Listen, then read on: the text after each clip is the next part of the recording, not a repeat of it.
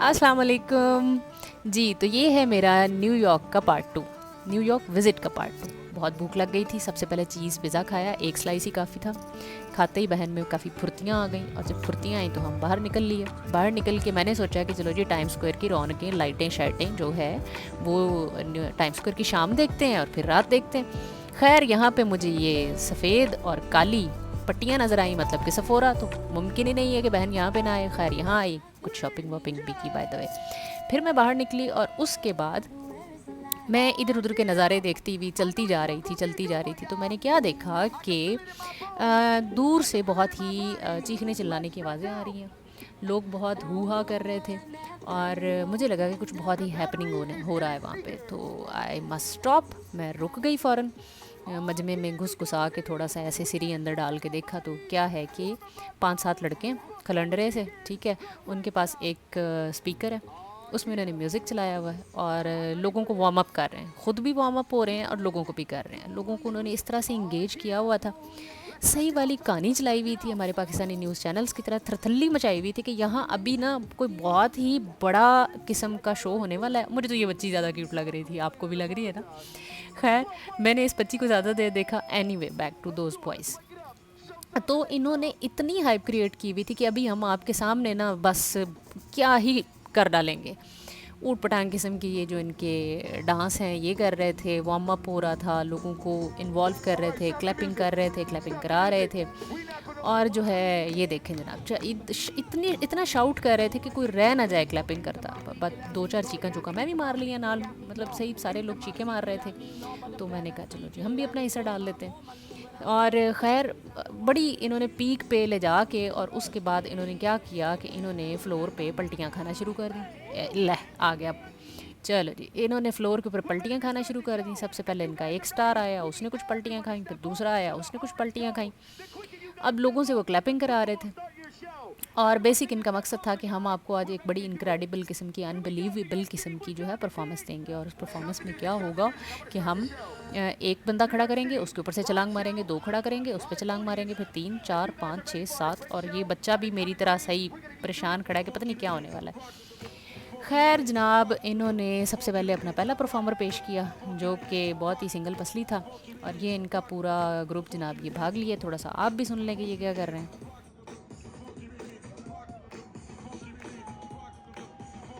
हाँ जी, अभी चूँकि मेरी दुकान है नई-नई, तो मुझे तो ये पता नहीं है कि अगर इनका म्यूज़िक मैं ज़्यादा देर चलाऊँगी तो ये कॉपीराइट ना आ जाए, इसलिए मैं आपको इनकी कहानी अपनी ज़ुबानी बताती हूँ। तो मेरी ऑडियंस जो है, मेरे ख़्याल में उनको भी ये उल्टियाँ-पुल्टियाँ पसंद नहीं आ रही होंगी। खैर मैंने देखा-देखी, क्योंकि भेड़-चाल तो फिर चलनी पड़ती है ना, जहाँ इतने सारे लोग खड़े हैं और एक्चुअली शोर इतना ज़्यादा था और इतनी एक्साइटमेंट थी लोगों की कि मजबूरन मुझे भी देखना पड़ा। लो कर लो बात, ये देखो, ये इस तरह का तो नागन डांस और ये सब कुछ तो हम तब करते हैं जब बचपन में हमने अम्मी से 1 रुपया लेना होता था, 2 रुपए लेने होते थे। तो ये इस तरह की परफॉर्मेंस कुछ हमने भी बचपन में दी हुई है, ऐसी भी बात नहीं है। खैर इसके बाद जो है अगर आप देखें तो ये इनका शो ख़त्म हो गया। ला जी, ये भी ये कर रहा है। ये हमारे मोहल्ले में एक बच्चा होता था, उसका सही नाम नहीं लूँगी उसको सब शीका शीका कहते थे शीका भाई तो ऐसी परफॉर्मेंसेस हमें अक्सर दिया करता था जब उसको उसकी दादी से मार पड़ने वाली होती थी। तो एक और बच्चा भी था हमारे ट्यूशन सेंटर में होता था, सनी। आई होप कि मेरी फैमिली के लोग सब समझ गए होंगे। तो सनी और उसकी बहन की जब लड़ाई होती थी तो वो भी फ्लोर के ऊपर कुछ ऐसी हरकतें करते थे। तो nothing new by the way for me, मुझे तो बस बचपन की यादें आ रही थी। एनीवे जी, ये थी इनकी performances.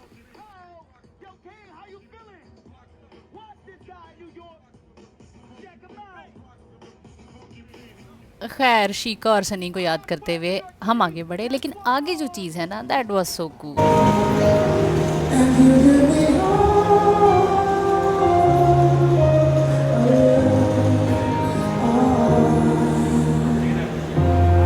How many times do I have to tell you?